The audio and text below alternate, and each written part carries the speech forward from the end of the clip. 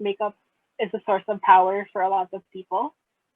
Even throughout history, having an iconic look makes you feel a certain way and makes you carry yourself differently. That's almost like modern day armor or like a modern day like talisman.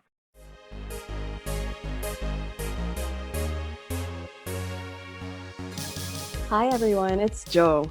You're listening to Occupational Hazards, a series of candid conversations with some of the most inspiring people I know as they share their path to finding their calling and all the gritty realities of their jobs.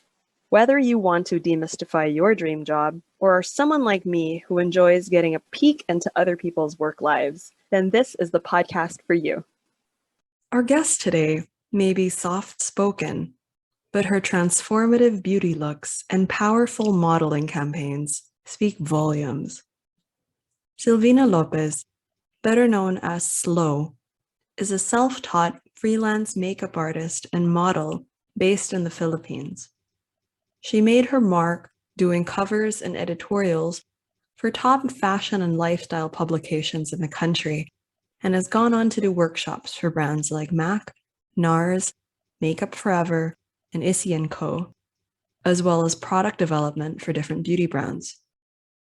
Born to a family of doctors, she initially pursued a pre-med track, graduating from the Ateneo de Manila University with a degree in BS Psychology, before turning her makeup artistry into a full-time career as she racked up gigs doing commercials, music videos, fashion, bridal, theater, film, and various other campaigns. If you've seen any sort of iconic ad or video on social media lately, she probably did the makeup for it. That includes those Lazada ads with Mimiya or the SB19 teaser trailer. Slow has also gone viral for her event makeup. We know big events are on hold around the world right now, but Halloween is coming up, and we encourage anyone missing those festivities to check out her Halloween creations online, especially those for the Black Magic Ball. Follow us on Instagram, where we'll be posting some of her memorable looks from Halloween's past.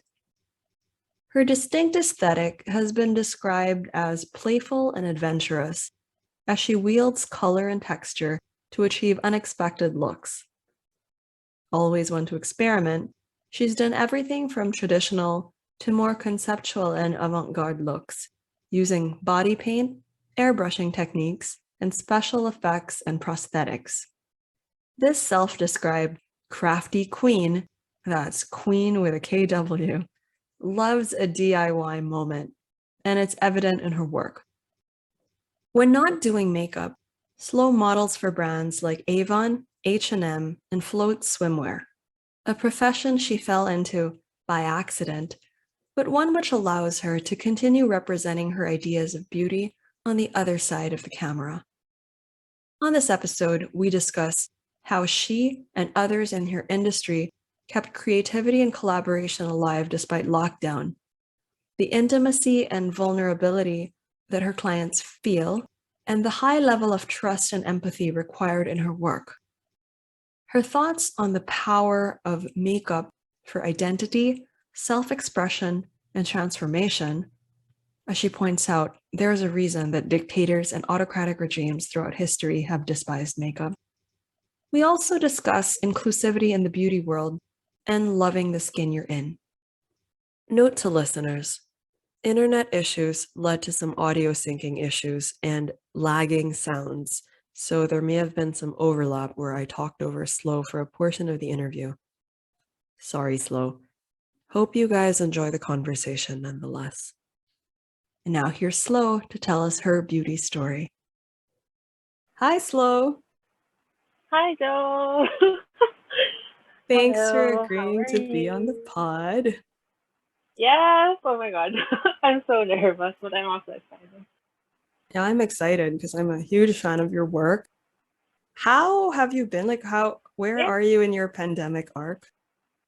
I am. Well, because like, so I live in the Philippines, like we all do, and then lockdown hasn't officially ended, So I'm basically still at home. But work has technically started now that they've done the MECQ, I think.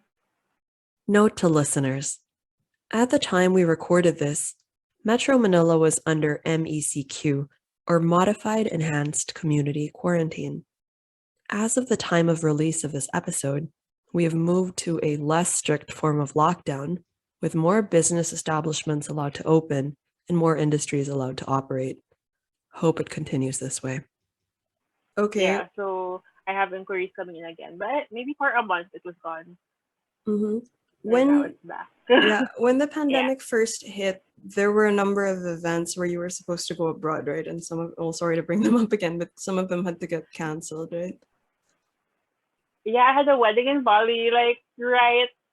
I think it was supposed to be the day they announced. Around the day they announced, like, okay, lockdown. I was supposed to go to Bali, but like, I guess I kind of predicted that okay, they're probably gonna lock it down soon. So I had canceled my flight and communicated to the bride that I was like, okay, this is happening, and she had also messaged me. So sad, but yeah, Yeah. it's all in the contract, so it was covered. Oh, really? Is that Yeah, so something much that, canceled work.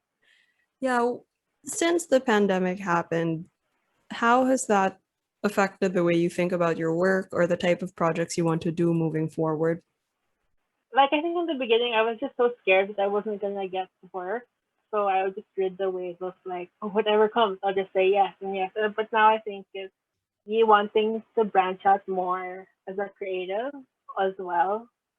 Recently, like serendipitously, I've also gotten into like product development a bit, and that's been super fun since I love that stuff. Like I love formulation, I love testing, I love ingredients, everything that comes with makeup. And sometimes you just being in the creative industry, like you get to know like brands and like designers, and I think for me it would be so fun to do like maybe with like a local fashion brand, a collaboration, maybe some printed tees and stuff like that.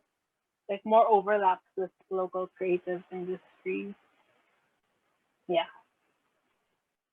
I'm so curious what's going to happen during Halloween this year because that was one of Yeah, the well, peak actually, last year was periods. Yeah, quite what happened last quiet. year?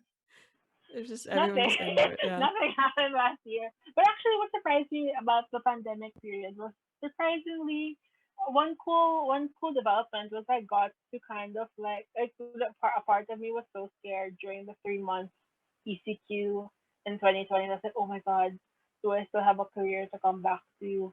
Like I haven't done makeup in so long. I mean, I'm still on myself, but will people still see need editorials and stuff like that? And then mid pandemic, I got to do a beauty editorial online, which was really fun, like a remote beauty editorial. And that was a really nice thing to do because it helped boost me also in a way, like mentally. It's like, okay, people still want creativity and collaboration and stuff like that. Yeah, I mean, I'm consistently surprised because I would have thought people would have stopped wearing lipstick because everyone's in masks. But apparently, for Yeah. all these Zoom calls, actually, people are really investing in, I guess, what they put on their face. So I was looking at lipstick sales and they were doing really, some brands that launched like new lip products were doing really well. So that's kind Well, of I think it's also interesting. because the Philippines is like a lipstick and blush market, lipstick and tint market for sure. And I think one of the biggest morale boosters is a beauty product, like a nail polish or a lipstick. And it's not like a big investment, but it does so much for your morale. You buy lipstick when you're sad, you buy lipstick when you're happy because it just makes you feel better and it helps you celebrate, stuff like that. And Yeah, it's not just like a big investment as like an item of clothing. It yeah. doesn't feel like as big of an investment as like that. Yeah, I was listening to another podcast. The podcasters were talking about how things like, beauty and fashion are often undervalued, especially in times like this, because, there's a big question about what's essential, what's not essential. But Yeah. they went back to this idea in a study that was published about war victims. I think there were soldiers and like psychologists that were documenting what happened when some prisoners of war, mostly female, I forget if it was around World War II. Anyway, so these prisoners of war were released. So a bunch of relief goods were coming in, so medical supplies, clothing, and somebody had just sent a huge pallet of lipstick. So I think the soldiers looked at that and they were like, who sent this? Like, this is so non-essential, right? Like, why is this even here with all these supplies? And the women who saw the crate of lipstick kind of started to cry when they each got, each of them got to wear the lipstick, and they said it was the first thing that made them feel normal or human after like such a Yeah. harrowing experience. So I thought that was so interesting. Note to listeners, the podcast I was talking about is the Refinery 29 Unstyled podcast, an episode featuring Dr. Samantha Boardman. So after having this discussion with Slow, where I referenced, an anecdote that I heard on that podcast, I actually did a little more research and found the actual historical document recounting the story. So the incident with the lipstick happened at the Bergen-Belsen Nazi concentration camp in Germany. And this was captured in a diary entry of a British colonel dated May 23, 1945. The women weren't crying when they received the lipstick, but the diary entry just talked about the colonel's interpretation of seeing the women using the lipstick. And if you'd like to read the historical document, you can check out the link in our show notes. We've also included another link in our show notes to a more critical view from a Swedish beauty blogger that I hadn't considered before, but I think that's worth reading. Basically, this blogger says that the story was one man's perspective that's been overly romanticized. So you can read both accounts in our notes and see what you think. Actually, that doesn't surprise me because like I'm a makeup nerd, so it's like that anecdote reminds me of like how a lot of totalitarian dictators hated makeup and like didn't want people in their camp to wear it. And I think it might tie into like because they knew that makeup is a source of power for a lot of people. Even throughout history, having an iconic look makes you feel a certain way and makes you carry yourself differently. That's almost like modern day armor or like a modern day like talisman. Like a red lip can make you feel so different. I have so many friends too that like have been hesitant to try makeup or just they just thought it could not. I think it also ties into that. Like a lot of people think makeup could never look good on them until someone tries a shade that they fall in love with. Like that's happened to me a lot of times. A lot of clients think like, oh, it doesn't match. Like red will never match me, or I could never wear pink, or I could never wear colorful eyeshadow until I was like, let's just try it. And if you don't like it, you can take it off. And then when I try it, they fall in love. And then usually I gift the item to them, and then it just like makes them so happy. And I think like maybe that's where my psychology that degree ties in to the whole makeup thing. It's such a personable, creative field because there's no way to do makeup without being face to face with someone, even if that someone's just yourself. Yeah, I mean, books, documentaries, movies/films have been made about beauty salons and the function that serves in certain neighborhoods, especially in totalitarian or post-totalitarian regimes. I think there was one best-selling book which has been a bit controversial in terms of some of the facts. But if you look at the general idea of it, it was about this beauty school that opened in Afghanistan after the Taliban were forced out. So interesting because the first thing the women did was they started like fixing their hair because I think underground they had been smuggling in like Yeah. Bollywood films because your beauty icons tend to be people who look more like you. So for them, the aspirational look was, Yeah. the Bollywood industry. This was in the Middle East, right? Kind of interesting. So they would have been following all of these looks, and then the minute that they were free, they actually put up beauty schools, they put up beauty salons, and then they started. It became Yeah. an economic. How do you say? It became a source of economic power also. So there was that self-esteem, but there was also economic power because women who had not been allowed to go to school actually started, fixing hair, doing makeup, and that's how they earned their own money. And that's how some of them were able to leave kind of abusive relationships. Very interesting. Note to listeners. The book that I mentioned was called Kabul Beauty School that came out in 2007. Though it was a critical hit, and frankly what I thought was an uplifting read, it actually came under fire for the way some stories were reported. Some of the facts have been questioned, and there have been allegations that some of the women were endangered when the book was published. You can read the links in the show notes to see some more media coverage. Also note that this entire conversation with Slow took place before the US troops withdrew from Afghanistan and before the Taliban retook the Afghan capital of Kabul. So, as of the episode release date, the Taliban are back in power, 2 decades after US-led forces first brought down the regime.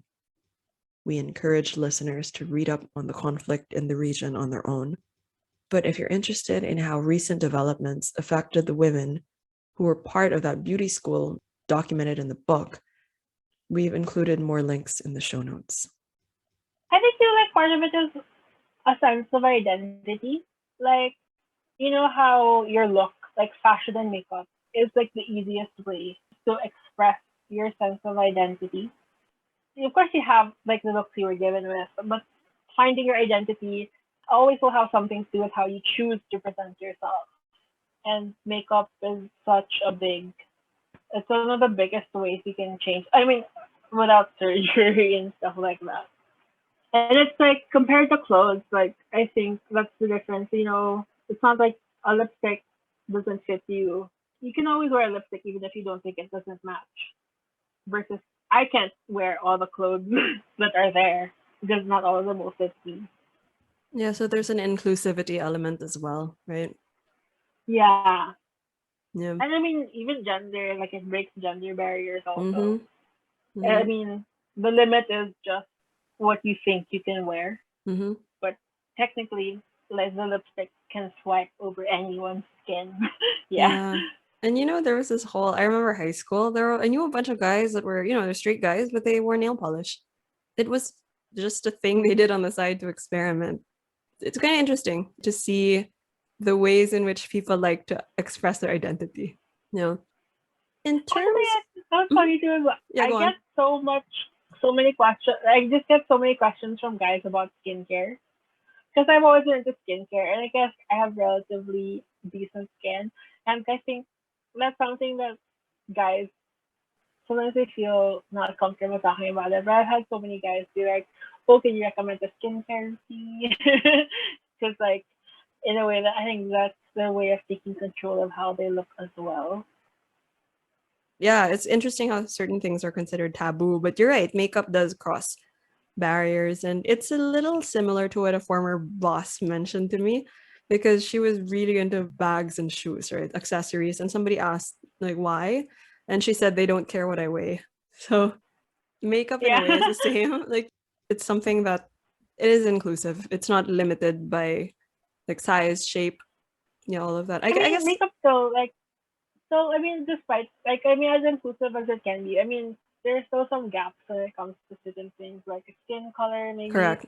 It's getting filled now, but I guess just in terms of like size, at least it doesn't discriminate there.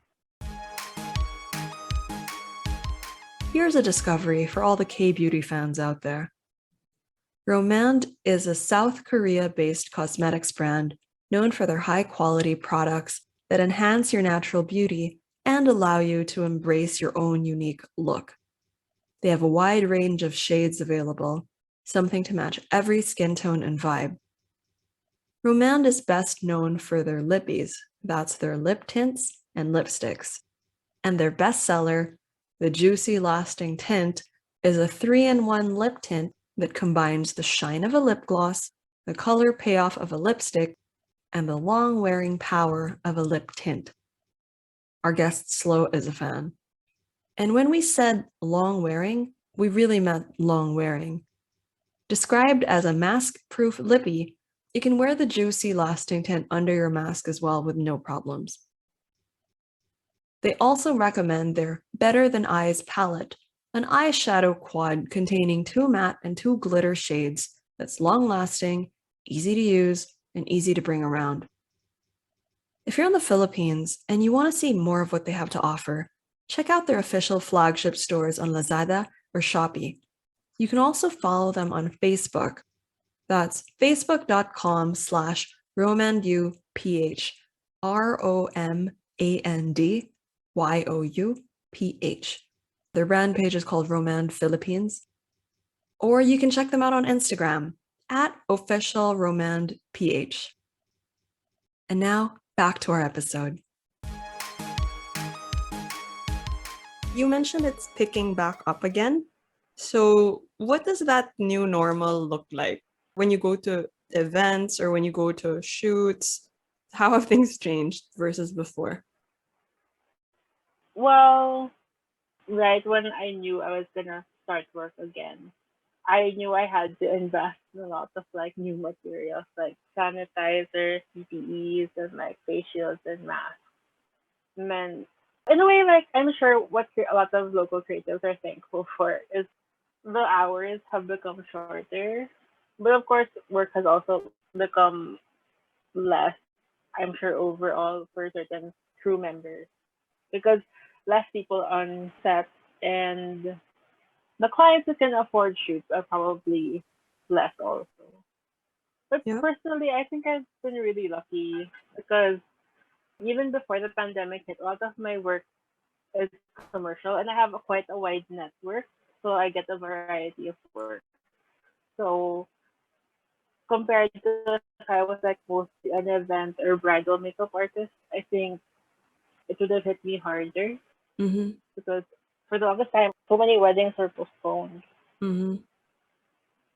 When you say, Yeah. commercial work, for those people who are not so familiar with the makeup industry or the life of a makeup artist, can you talk about the different types of work you would do? So you said that there's bridal and events. I think most people know kind of the makeup for Yeah. a wedding, right? And then there's commercial. What would be the Yeah. other types of work? And can you give us some examples? Sure. Actually, I think makeup is one of those jobs that's like everywhere, but nobody really knows the makeup artist touch that. Like, so all of those YouTube ads you see, the shoots for that had a makeup artist. Like the posters you see on like catalogs or on billboards, those had a makeup artist too, even if it's just advertising something not makeup related. So that's what composes commercial work. Things for big corporations or big products to be sold, things like that. Sometimes events lead into corporate work also because back when events are still happening, sometimes corporations have big events and then they'll have like performers or like the hosts need makeup or the guests need makeup. Sometimes too there's like corporate photo shoots for like employees and stuff like that. So that's what I would consider commercial work. When you say It's corporate photo the makeup shoots, there I think is yeah, would that be like the yes. annual report? Sometimes they have like company profiles. So if they're gonna launch a website, Sure. they're gonna yeah have like there's the photo and then like I've done a few of those Mm-hmm. also. Would Yeah, but ads I fall think under that commercial? any ads, digital or television ads now since social media has become such a big thing too. There's social media marketing, so sometimes brands will shoot for their Instagram just to have a bank of content for that also stuff like that. So as like the advertising landscape changes, so does work. Like I keep track of like work I've done, and since I've been doing it full time for maybe like 6 years now, I definitely see like a change in trend. When I started, a big part of my job was editorial work. So that was back when locally in the Philippines, people were still buying physical magazines. So in a month back then, I would have like multiple magazine shoots for different parts of the magazine. So sometimes it'd be an editorial, sometimes it'd be a feature, a cover, a beauty editorial, a fashion editorial, stuff like that. And then even then interspersed would be like advertorial placements within the editorial space. So it's not like mutually exclusive. They bleed into each other also. But now, because like Facebook and Instagram marketing and YouTube marketing has become so big, even there, the work has shifted to there as well. Yeah, probably more so now in the pandemic, right? That's why you continue to get a lot of Yeah, for work sure. because everyone's selling things I'm really online lucky. and you need Yeah, all these like product photos or photo shoots to showcase the product. yeah, and like I don't consider myself like an influencer or a KOL as like advertisers call them, but like even I think almost anyone with like a bit of a following, like advertisers are trying to tap into that advertising capacity. So you see micro influencers getting more work in a way, I think, during the Sure. pandemic. A micro influencer, for those who are not aware, it has how many followers? Would you know the definition? I don't know. I think like less than 10,000. I would say Sure. And less than 10,000. I so you fall under the micro think before. influencer I'm not category, right? sure. Okay. All right. Note to listeners, Slow is being very modest. She actually has over 20,000 followers. According to the standard terminology of influencer marketing proposed by the agency Media Kicks, nano influencers have 1,000 to 10,000 followers. Micro influencers have 10,000 to 50,000 followers. Mid-tier influencers have 50,000 to 500,000 followers. And macro influencers have 500,000 to a million followers. Mega influencers have over 1 million. There are other systems, such as the one proposed by the Swedish Interactive Advertising Bureau, or IAB Sweden, with only 4 tiers, different follower cutoffs, and factoring in organic reach and engagement. A marketing and PR professional called Dr. Spin actually compiled all of these, including his own categorizations for influencers across not just Instagram, but also including TikTokers, YouTubers, podcasters, and bloggers. Check out the show notes if you're interested in this. Yeah, because I think a lot of people follow you for 2 reasons. Yeah. One would be your work as a makeup artist, and then the other one would be your work as a model, because you also model for campaigns for different brands, right? Yeah. That was an accident. Like how that came about was very accidental, I think. Like my modeling. I mean, I'm technically I guess plus size. And there aren't that many plus size models locally. Right out of college, like some brands had tried to get me to model for them, but it wasn't successful at all. Like I think I just wasn't commercial. This sounds like I'm putting myself down, but I'm not. It's just I'm very, of course, like I work in advertising, so I know what brands want. They want someone commercially viable, and technically, like I have the height and stuff, but like looks wise, I'm not commercially viable as a plus size model. It's just that I work with the brand Float Swimwear a lot, and literally, I think like the plus size model that they usually use had migrated, so we were doing a shoot in LU. The shoot was in LU, which is La Yeah. Union, Surf Town, Philippines. And then they saw me in one of their swimsuits, because of course I love their swimsuits also. And then a few months after, they're like, "Oh, can you model for?" Because I think they realized like, "Oh my gosh, you're plus and you wear the suit." Were you And doing the then, makeup for their shoot? yeah, I had been doing the float swimmer shoot since 2016, Okay, so and for then they this, asked me to model 2018. I think. yeah, I love that brand. Float Swimwear is a local brand in the Philippines. So Sylvina has been one of the faces of the brand. It was very organic. I think at that point I had given up because like sometimes people would ask like, "Oh, can you try not even modeling, but like, would you like to try being considered for this like commercial work, like catalog modeling? Because there just really aren't a lot of plus size models here, I guess." So they would ask me, and I would try, but it always felt wrong. It always felt like number one, they would sometimes they would get a stylist who doesn't know how to work with plus size bodies, and if I had told my size, basically it felt like they weren't used to working with really plus size people. Like I'm sure they were used to working on bigger straight size models, maybe like a US 8 or 10. Because for here, that's pretty plus size already. So I'm here like a size 16 to 18, and they try to make me wear size 10 clothes. And I'm like, oh. And then since my hair is really wild and curly, they try to straighten it. So it just never worked out. And then with the float, I think why it worked so well is because they really just wanted me to come as I was. Like, yeah, like I mentioned to them, like, oh, I have tattoos. Is that okay? I have like, I'll do the shoot as long as I don't have to straighten my hair. They're like, yeah, of course, no, we want you to be as you are. And I think that's why it was so successful because, like, finally, kind of well loved brand that was just like being it themselves really showed someone that was just allowed to be themselves also. And then from there, I wouldn't say I've done a lot of modeling, but I feel like brands have also realized, oh, it doesn't have to be like commercially appealing. And that goes with how the landscape has changed so much too, from like marketing strategies in like the early 2010s as well. Yeah. Sorry, long-winded answer, No, but but yeah. I mean, I think that you are commercially viable, judging by kind of all the feedback whenever one of your campaigns goes live, not just on your page, but on the pages or the feeds of the brands that you've represented. There's a lot of positive feedback. So I have a theory that maybe what was being pushed as quote unquote commercially viable before was just a small group of people's idea of what would sell.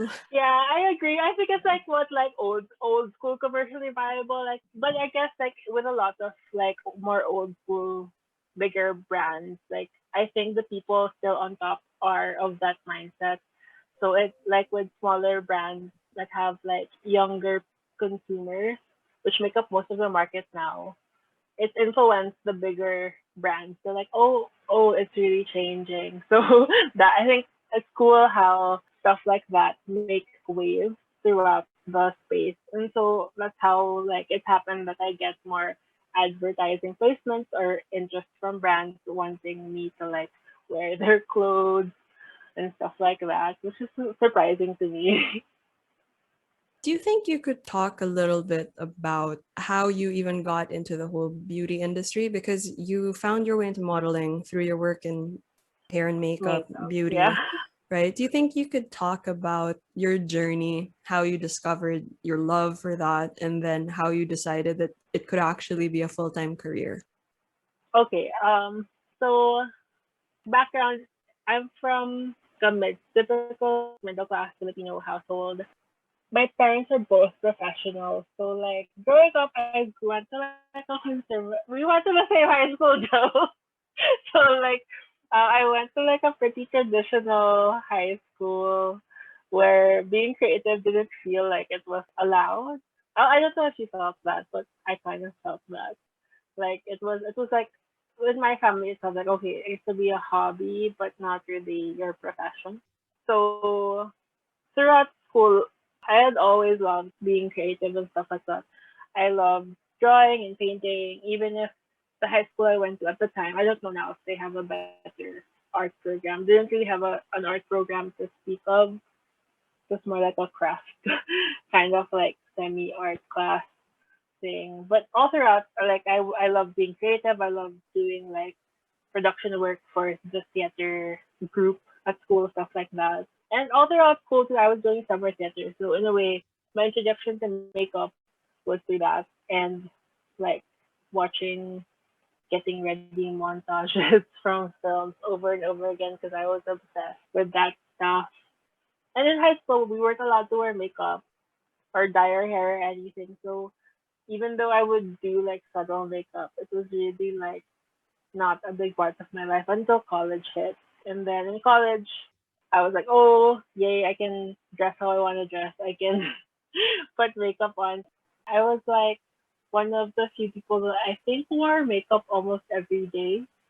Not because I wanted to cover anything up. It was just like, oh, it can finally be a part of my life every day. Like I've always wanted it to be. I just love having a routine, like waking up and getting ready for school, stuff like that. So from there, I did not take a creative course. I was a major in psychology, Bachelor of Science in Psychology because I thought I was gonna go to pre-med, but all of my orgs were creative. It was all like production for like the dance organization and production for the theater organization, and I would do like hair, makeup, set costumes for those organizations. So I got to know a lot of creative people, and I had a blockmate who back then they were starting to do freelance photography, and we would just shoot together. And it wasn't really such a common thing back then, I think, to kind of just produce shoots on your own. So we would just like get friends that we thought looked interesting and were fun to dress up and then shoot them around random places like in UP or my house or like in like the field in Ateneo where I went to college. And that's how it started. And photographers would find maybe like small weddings or like in the Philippines, um, I guess it's like our equivalent to like a cotillion or like a quinceañera. So it happens when people are 18, so we would do like I would do makeup for that and they do photography for that. And then it kind of snowballed from there. Just a lot of networking and stuff like that. Note to listeners, SLO is referring to a debut, a traditional Filipino coming-of-age celebration for young women when they turn 18. Some debutantes opt to throw large parties, similar to the quinceañeras or Sweet 16 celebrations that are common in other parts of the world. And then from there, so it was a lot of beauty makeup in the start, which I love, of course. Like I think it still is a big part of my work, but I wanted to branch out into like really more creative work because makeup just has always felt very intuitive for me. So I wanted it to be like my mode of artistic expression in a way. Like all of the things I couldn't paint, I felt like I could express with makeup. Because I'm not a great, like I'm a frustrated mixed media artist and a frustrated realism artist. I just don't have like the natural instinct for it on paper or canvas. So I wanted to be able to release it on like faces and portraits and like editorial content, stuff like that. But it was always kind of hard to get a lot of people on board when I would express an idea for a shoot. Sometimes they would be like, oh, let's do this instead, or can we tweak this concept? So that's how I started on Instagram doing my kind of creative looks. And I think that's what got me attention back when the algorithm didn't exist. It was still chronological. During that time, Instagram was such a creative place. It feels like less creative now, to be honest, because people don't see your posts so organically anymore. But back then, it was so creative. There were like things that they called like challenges, like monthly makeup challenges. So you would kind of just do the theme. I guess it's like equivalent to an illustrator's Inktober, stuff like that. So there used to be stuff like that for makeup on Instagram. And that's how I built a following and like a community on Instagram back then. And yeah, that kind of snowballed into me getting editorial shoots and ta-da, here I am now with the career I have. And I think instead of like having a journey of kind of like mentorship and apprenticeship, it's been a journey of collaboration for me personally. And makeup too as a career in general, what's cool about it I think is everyone finds their own way to it. Like there's not one set way to become a makeup artist. I think that's what's cool about it in the creative sense. You can come from so many different backgrounds and have a place as a makeup artist. Yeah, I mean, that's so interesting because you know what I remember? I'll address a couple of things you brought up. One is, yeah, we did go to the same high school. My foray into, or my first brush with the makeup was also probably doing drama. You're right, though. All of my orgs or the extracurricular activities were all creative, but the programs that weren't so strong in the school, I guess I was lucky I augmented them with extracurricular, like painting classes outside the school, things like that. And it's kind of interesting that you mentioned that you felt that you couldn't get the same effects on the paper or 2D media because I feel the exact opposite. And I think what you have is really a gift because I'm okay painting on flat surfaces, but when I do my face, which is like a 3D image, it's almost like, painting on a sculpture or like, a bas relief or something. It's almost like your body is a canvas, right? So you're painting on your own face. So sometimes you can apply some of those painting techniques, and I could see how a painting background would be helpful. But the way you transform faces, I think you can practice and there's skill, but you have an innate gift. I really see that because I paint, but I Oh, can't. thank you. No. I paint, but I cannot do on faces what you do. I followed your work through the past few years, and I remember more than 6 years ago, I actually asked you, or I hired you to do makeup when I was in a friend's entourage for her wedding. And at that time, I remember you told me you were finishing your psych degree or your master's program. So Yeah. yeah, so at that time, you were doing makeup on this. It was like your side gig, but you were still talking as though your main gig was going to be psych. Because as you mentioned, you come from a family of professionals, including medical professionals, doctors. So it seemed like you were going down that track. What flipped the switch for you? At what point did you decide, like, I'm not going to do the psych thing? I'm just going to do makeup full time, or that it's a viable career? So right after college, I did practice psychology as like my work called it a reading therapist for 2 years. But in that time, I had hope. You know how like everyone has hopes and dreams that you like really hope, but you don't think will ever become a reality. So you just secretly you're like, I want this to happen, and like you're secretly working towards it.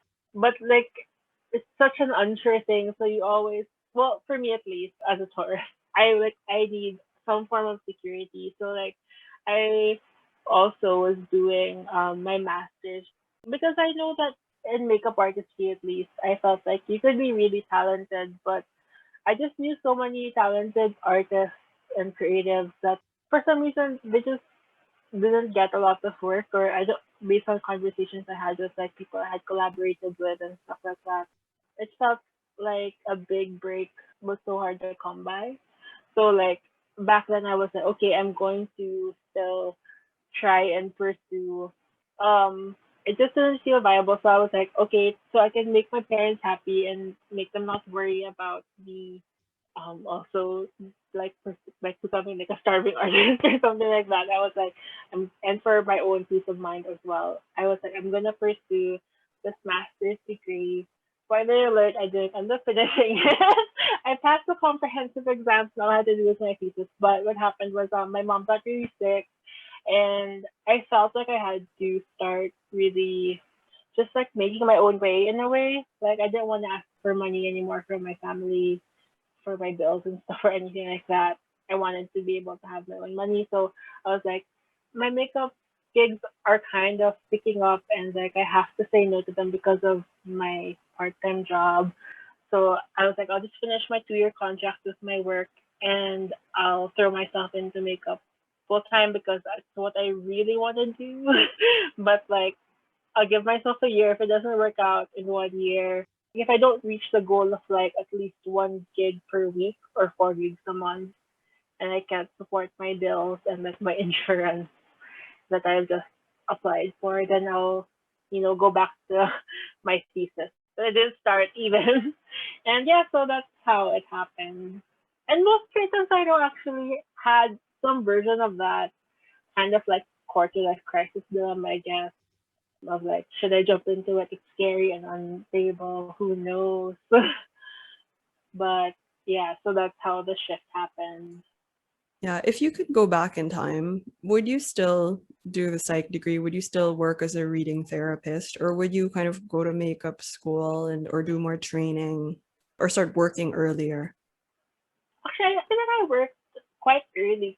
In a way, like I had started making my own money since like third year college, just small gigs. I mean, I wasn't making a lot, but like I was already being paid to do makeup to some extent. How old was I then? Maybe 20 years old. So that's also the thing with makeup. That's why I felt like I couldn't jump into it right away. Makeup's so expensive. Like it's one of the most expensive creative careers, I would think. You have to invest so much into your kits. That's also why I was doing my part-time job. I was doing the part-time job, making money and investing into my kits as well. But I don't regret my psychology degree because I think it made me a well-adjusted person. What I regret is I wish I hadn't closed my mind off in high school. Because in high school, like, I was convinced I was gonna be a doctor because my parents are doctors. So I was like, okay, I'm gonna do a pre-med degree, and then I failed chemistry in sophomore year in college, and I was like, okay, I don't want to be a doctor anymore. And it was solidified, and all of my friends were taking like the NMAT, which is like the local medical school entrance test, and I just didn't feel any internal motivation to do it. So I was like, okay, no, I can't do this. So I was like, I really want to be a creative person, but I don't know how that's gonna go. So I was like, I'll do my graduate course. But I think if I just wasn't so scared, I probably still would take my psych degree and supplement it with maybe not makeup courses, because I think makeup is like swimming in a way, where it's like you learn by doing. So I think I've learned so much more by starting makeup early on. In college, I was doing other people's makeup already, and that was my version of makeup school. And I just think I would have supplemented it more with like maybe other creative courses that I'm trying to teach myself now, like maybe like graphic design or Photoshop or stuff like that. Because in a way, like, since the creative industry here is so small and intimate, so many people are like multi hyphenates, so like a graphic artist slash creative director and stuff like that. And most creative people have different outlets as well, which is a really cool thing. I feel, especially locally, like so many people can do so many things and collaborate with each other. So that's my only regret. I wish I had like branched out into maybe like graphic design or just learning stuff like that more because I'm not that great at that now. Yeah. What advice would you give to somebody who was kind of in your shoes when you were starting out? What should they study? Because you mentioned there are certain things that they should be learning, skills like graphic design, maybe, I don't know, color theory, all these classes. What would you tell somebody who wanted to be a makeup artist? Actually, I get asked this a lot. Not knowing how to be a makeup artist, but I think generally some people don't like to push themselves creatively sometimes. You know, when you learn how to do like one technique and you're doing it well, sometimes you stick to that way of doing it, which is totally fine. That's a great thing to do. But I think what helped me in particular was like even now, like in general, I'm very self motivated and I love to teach myself new things. Sometimes I'll research like just like maybe a special effects technique that I've heard of but don't know how to do. And I'll practice doing it even if I don't have a project that requires it. So early on, that's what doing those makeup Inktober did for me. I just did so many different techniques because I was just so obsessed. I still am obsessed with makeup, but just like learning something new was just so fun. And I think just learning different skills gives you the capacity to create your own style in the future. Like I think with makeup, having a style is in a way, I guess, like an extra asset to have because at this point, so many people know how to do like a smoky eye. So many people know how to do certain things. But I think one thing I'm very proud of is sometimes I'll get comments on my work and I'm like, oh, I knew it was you. I knew you did this. This is like your work. Like just looking at it, I know it's your work. And having a creative voice too, that's how a lot of work has come to me because I think one skill that's a bit underrated, not underrated, but like not spoken about enough. It's like there is a lot of creativity that goes into it. People don't know that as a makeup artist, you can be given a brief and asked to interpret it. And that's a big part of work. At least for me, that's what I push for. To have my own view of like a brief and a beauty and of like the creative part of it Can you give an shown through example? Yeah. makeup. Can you give an Yeah. example of a brief where, what was the prompt and then what did you create for the client? So a recent one would be like a music video I did with Judge Figueres, who's a director that I work with quite often. And I didn't do the main person for the music video, but I did the backup character. So he just told me that he wanted a cyborg and a queen. And he told me like the backstory of the characters and he gave me free reign to interpret it as I wanted to do. So that's how the looks for that the Soda music video came about. Note to listeners, the Soda music video that Slow is talking about was released by Filipino performer James Reid in March 2021. As of today, it's racked up over 1.1 million views on YouTube. To see the makeup looks that Slow created for the Queen and the Cyborg in the video, check out the link in our show notes. Like very organic, and it comes with like trust and collaboration also. Another one is early on when I had established relationships with editors and they trusted me already. They would just tell me, "Oh, I want to make a beauty editorial based on this theme." I think one of them was like Philippine mythological creatures, so they just gave me that brief, and then I was like, okay, I think I can do like a Dewata or a fairy, a vampire, or manangal and stuff like that. And I broke down what each look would look like, things like that. Yeah, you also did, speaking of Philippine mythological creatures, it got me thinking, because I think if if you Google your name, your portfolio and your work comes up. But some of the more interesting hits have to do with the Star Magic Ball and the Black Magic Ball, where you did red carpet looks as well as Yeah. Halloween looks for celebrities and one of the big, I guess, talent agencies slash, it's kind of the talent arm of one of our biggest media networks, right? So the who's who of the Philippine entertainment industry, you actually did makeup for them. So I saw that you made some of them look like zombies, like mummies, vampires. How did you get into that? How were you discovered or tapped to do that work?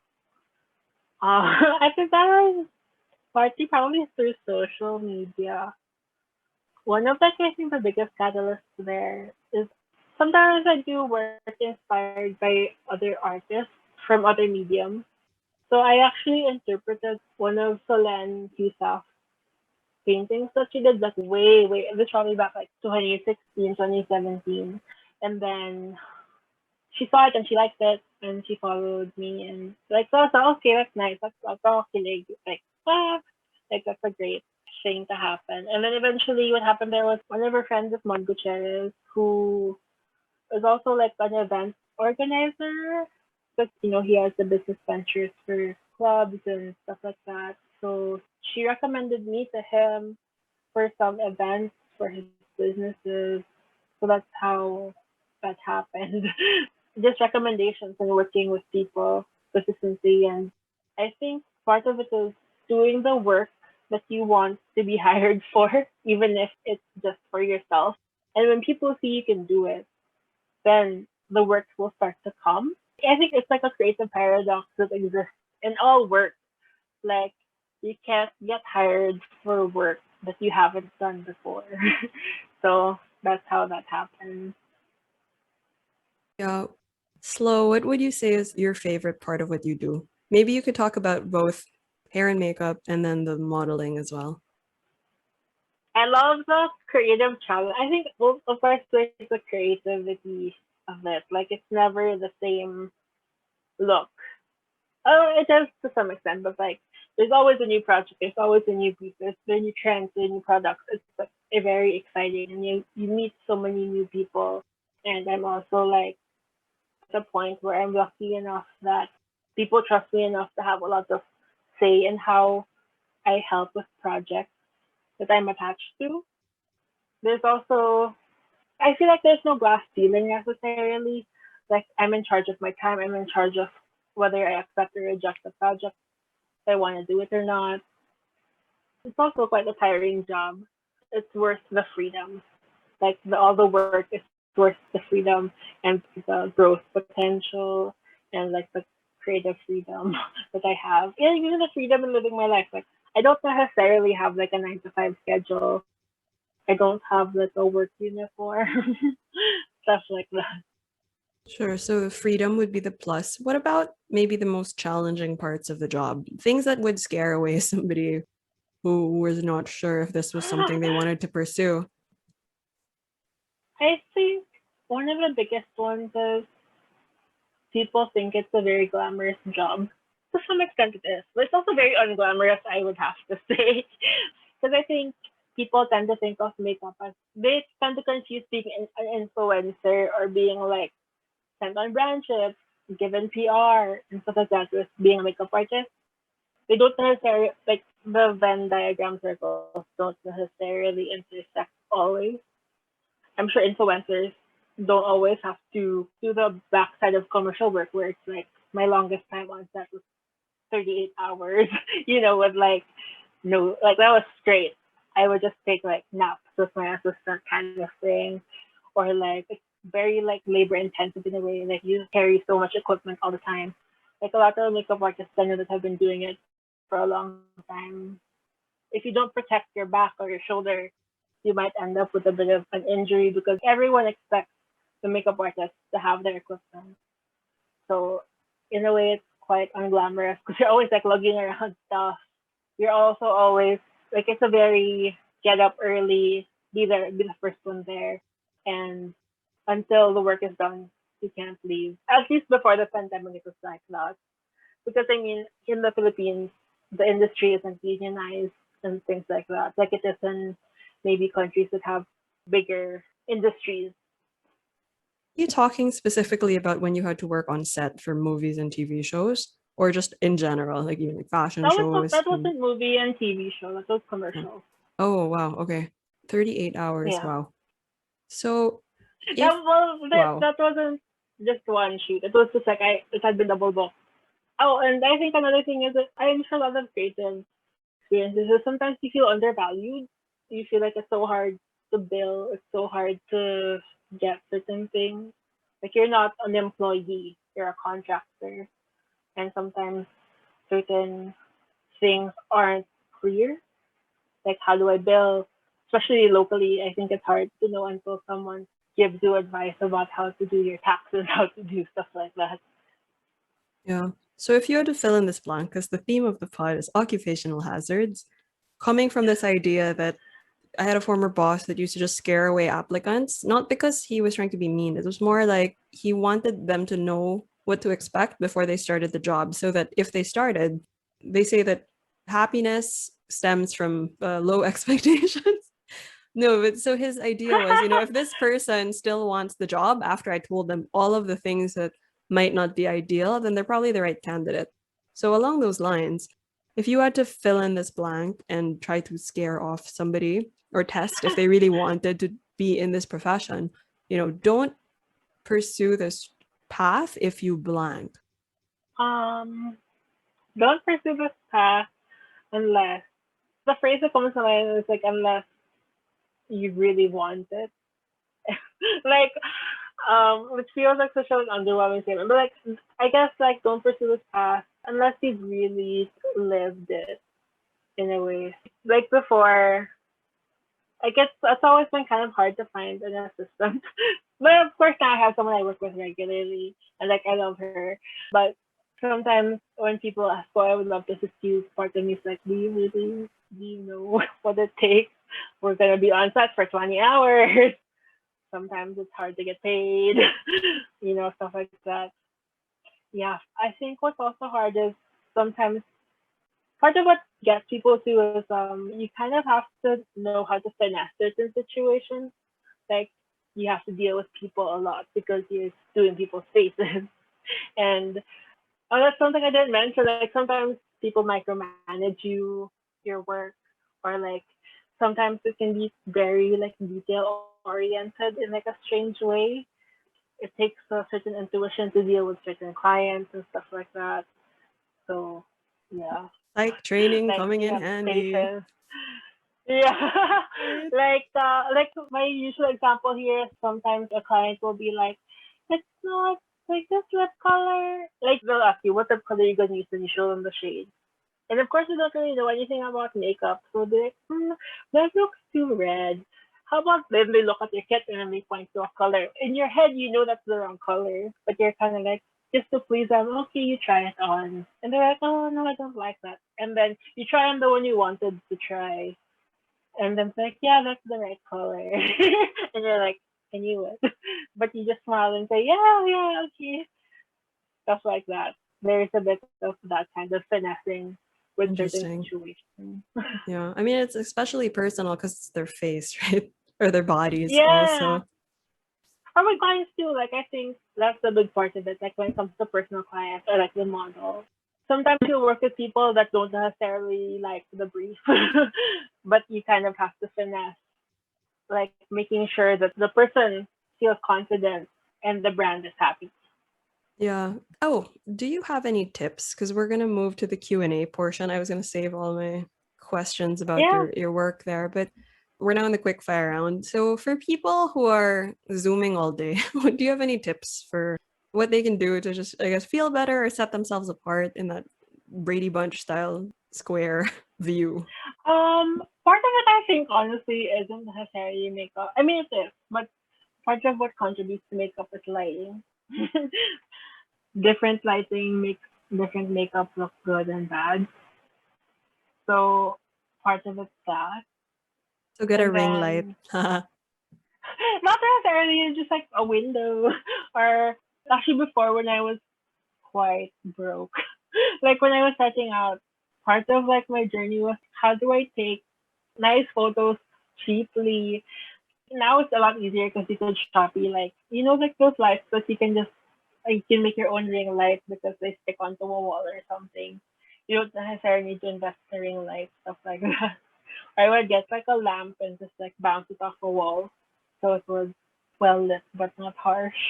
Yeah. Do you have any brands or products you recommend that are actually good for our type of skin? Ours being Asian, so there's like different types of Asian, right? There's more East Asian, then there's more like the Southeast Asian Malay look. Yeah. I guess Asian skin in general, and we also have like mestiza because some people are kind of hapa or mixed. So, yeah.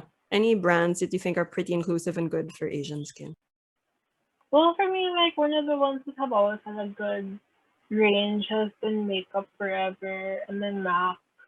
The problem is, I think the ones with good inclusivity sometimes aren't necessarily the most pocket friendly. But another place to look is theatrical or professional makeup. So like RCMA or like Gastobian. They just don't have the prettiest packaging, but they have a good range of colors and stuff like that. And of course, like the trendier, newer brands like Fenty. Locally too, I mean, I'm happy that I got to work with a brand and like they approached me because they wanted to consult about making a more inclusive shade range. But of course, that was also limited to an independent brand capacity to manufacture. But the fact that it was part of the conversation was like really important to me. That brand like Issy Co. So that's an ongoing collaboration. And I hope other like local brands will follow suit. Another one that's Asian is some Korean brands are actually making bigger ranges of colors instead of like the four colors that usually are available. Like Self Coding, which is like a Korean brand, makes a good range of foundation colors. When it comes to skincare, I do like Asian skincare. The philosophy of Asian skincare, I think, is friendlier for this weather. The creams are more gel and watery compared to like the more emollient and occlusive Western moisturizers. Yeah, I feel like we could have a whole other conversation on skincare. I forgot to ask you also Yeah. earlier. We focused a bit more on makeup because that's kind of the bulk of what you do, but you also do hair, right? And you mentioned this earlier that you had curly hair, and that's something that we don't often see in beauty editorials and in the commercial kind of shoots. And normally they have somebody who, if they have naturally curly hair, it's been straightened, right? What products do you use on curly hair? Like for girls with Yeah. curl or no, for people with curly hair that are listening that you would recommend? Well, I have curly hair. So part of it is just researching. Like there is a well, even locally, there's been a movement for a while called like the curly girl method. So I think a lot of people's journey to like really learning to take care of their curly hair starts there. Like as someone with curly hair, like I only started learning how to take care of my hair when I was maybe 23. Like properly take care of my hair. So I had to eliminate sulfates, I had to eliminate silicone, and it's just a whole different process. So having the proper tools for curly hair took research. Like I had to research like curly hair, you need gels, you need a diffuser, and sometimes just understanding curl patterns. So like with all things in makeup and hair, it takes research and then application. So I had to research a lot about the different types of curly hair, also gels and like edge creams that work if the client wants to have like tame but still curly hair. And sometimes too, like I will push back.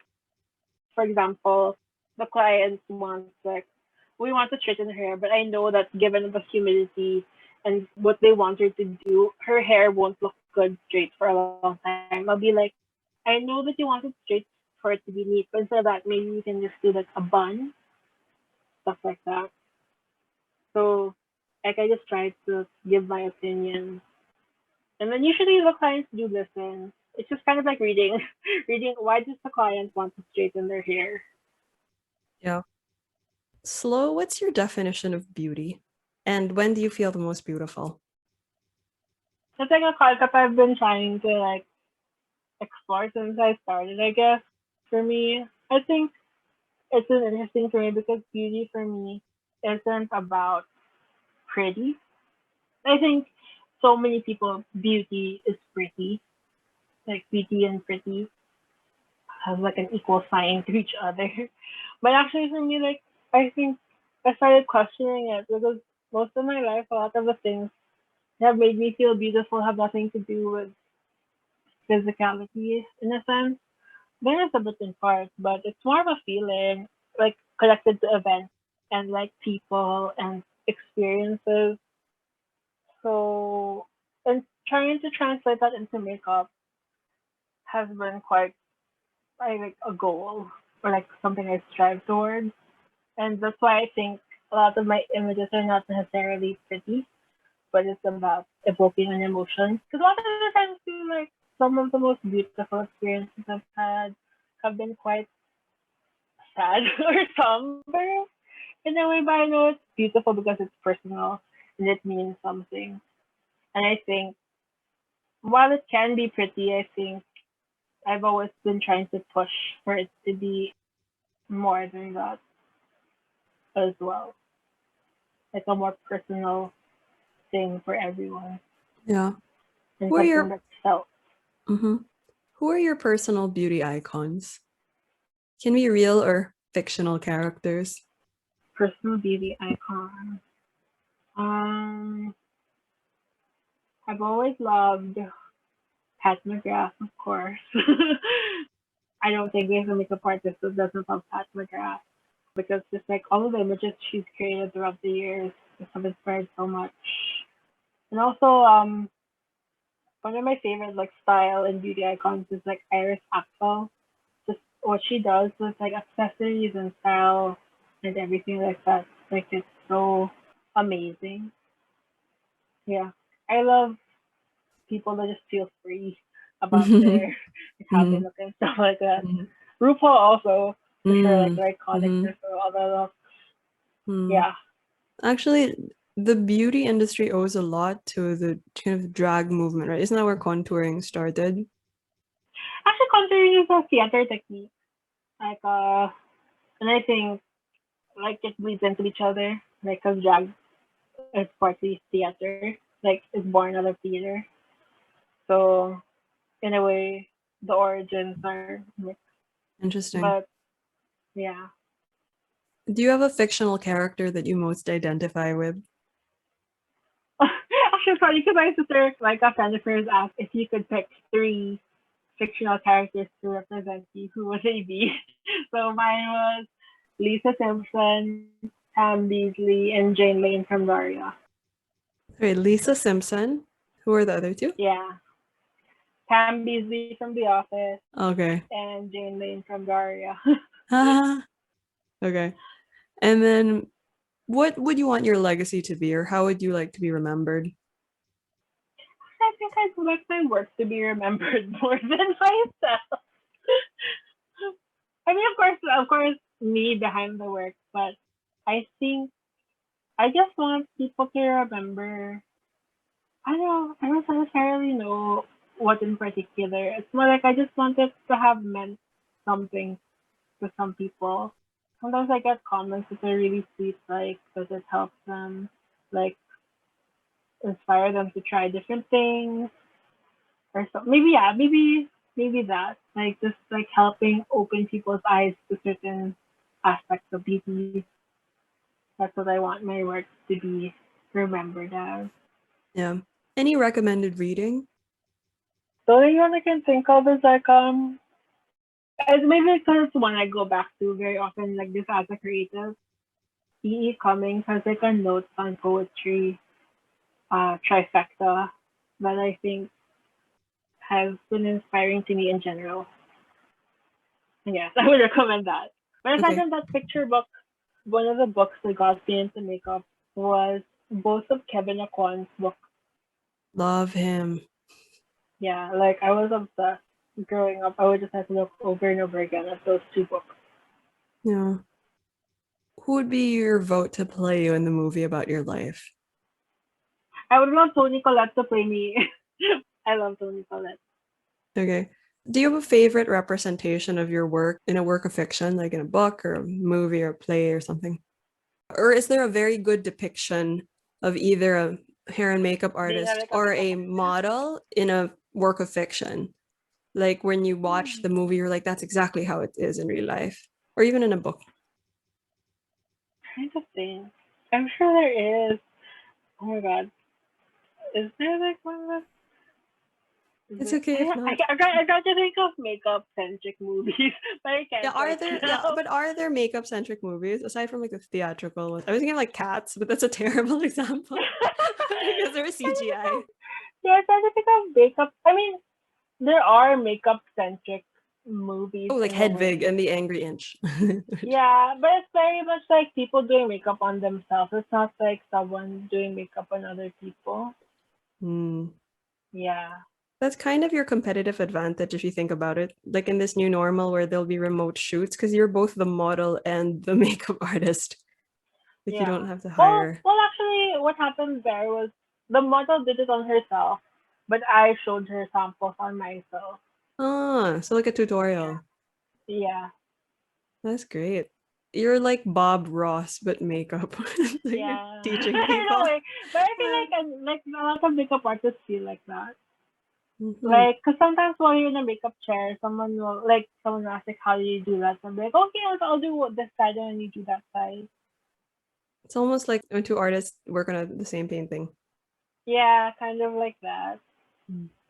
I guess with makeup too, that's what's interesting about it since it erases. You kind of need someone to remember it or to capture it. So Like it's not like illustration or like it's yeah, it's fleeting yeah, by nature. yeah, And it's so tied to events, right, in your lives. I think people, I don't know if they remember like brands of makeup, but they probably remember like looks that they had, like, oh, I looked like this on my wedding or day or my periods debut too. or like my goth Yeah, emo phase, right? Like everyone remembers yeah, how they yeah. were And styling like themselves. there's also like period makeup and period fashion Hmm. because it's And like dictated by trends partially.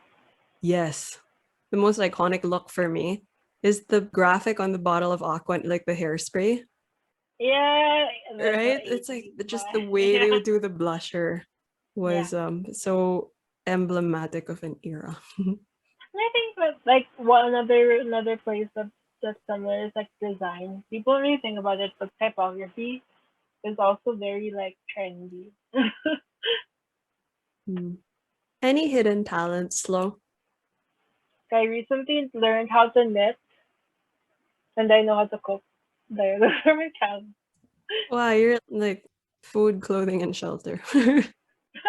Like the Actually, that's everyone's joke in college. Everyone's like, actually, you're very like you know how to do a lot of domestic things, but your personality is the anti-housewife.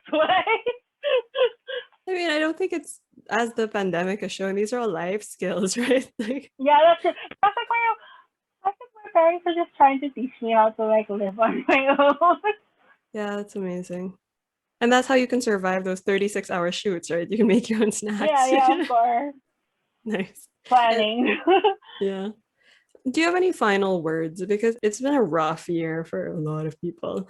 I feel like all industries have been disrupted, but you've found a way to be creative and to keep going and to look for alternative opportunities during this whole challenging period, what would you tell other creatives that are in the same boat, maybe stuck in a rut or stressed and anxious?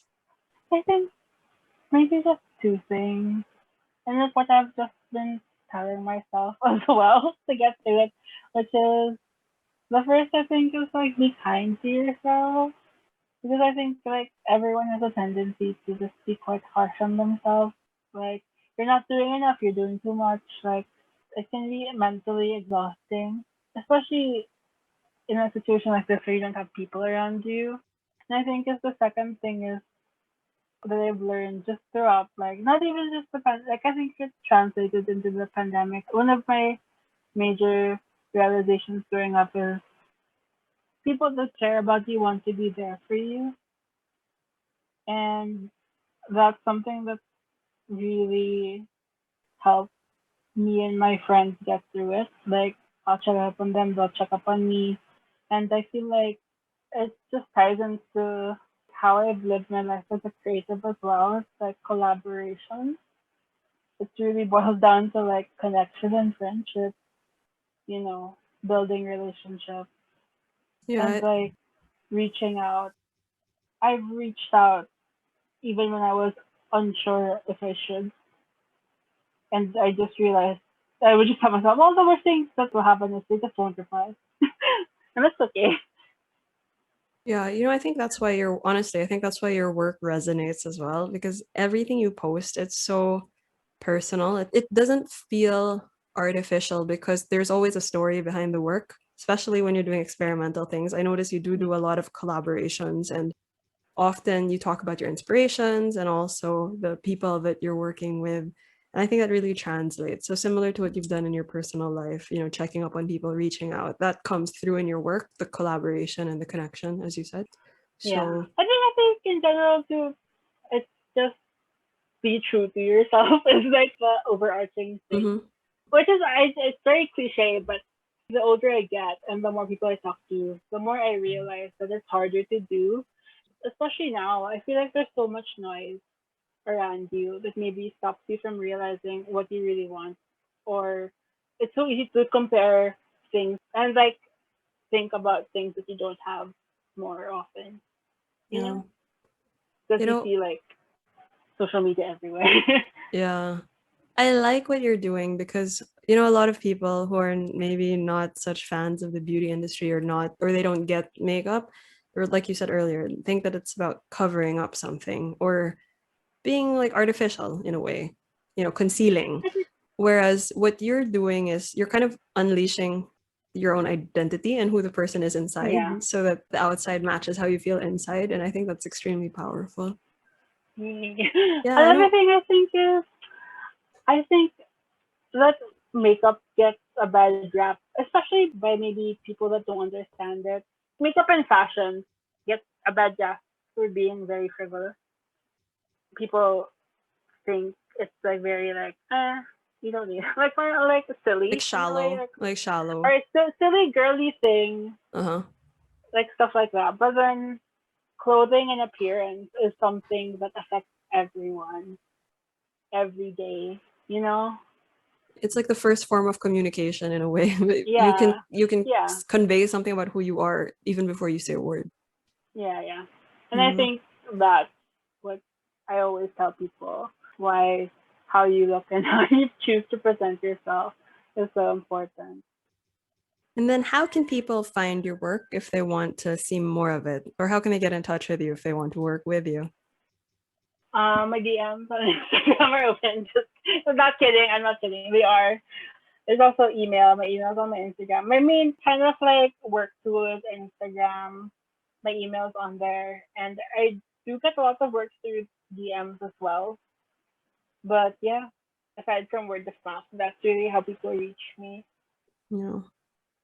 Anyway, no, so this was really, it gave me a lot to think about. I think beauty, no, beauty is like been the last, honestly, like been the last thing on my mind during the pandemic. But in a Me way, too. yeah, but I equate it also with self-care. Like my friends who actually have posted selfies and been like, felt cute today. It's not just them kind of posing, it's also them saying like, we're gonna feel normal again one day, and it's Yeah. right. There was actually a makeup artist who gave makeup to frontliners, like the nurses, and he was like, he Yeah. felt so bad. He was like, I have nothing to give you, but here's some like This one. skincare, like lip gloss, and they were so happy. Obviously, like they also need other things, like proper wages, like benefit, all these things, which we don't have to get into on this podcast. But that little act of kindness, it went such a long way. So never underestimate, I think. Part of it, I think part of being a makeup artist too is like, it's like a knowing what to do with people. There's an aspect of it that's very intimate. Like right away, someone that might not usually show you a bare face has to. This happened time and time again in my makeup chair, and people be like, "Oh, sorry for my skin," or like, "Sorry," like, because in commercial work, it's not just the face. Sometimes you have to deal with the body and stuff like that. So it's a very intimate thing, and I think being a makeup artist has taught me to be very empathetic as a person, because you deal with people's vulnerabilities and they have to trust you. Yeah. So interesting. So yeah, I think your clients are lucky to have you. You have that you have natural empathy, you have that psych training, and you're extremely talented. So I look forward to seeing all that you will continue to put out into the world, under this new normal, and hopefully when things get better. So thank you so much for spending time with us today.